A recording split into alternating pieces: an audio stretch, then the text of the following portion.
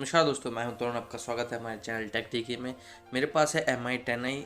मैंने इस वीडियो में आपको बताया कि कैसे आप अपने MI डिवाइस या Redmi या फिर पोको के स्मार्टफोन्स को कन्वर्ट कर सकते हैं स्टॉक एंड्रॉयड, यानी गूगल का जो स्टॉक एंड्रॉयड एक्सपीरियंस है उसमें। सबसे पहले देखिए सेटिंग्स में यहाँ पे ये MIUI 12.1.0 वर्जन है।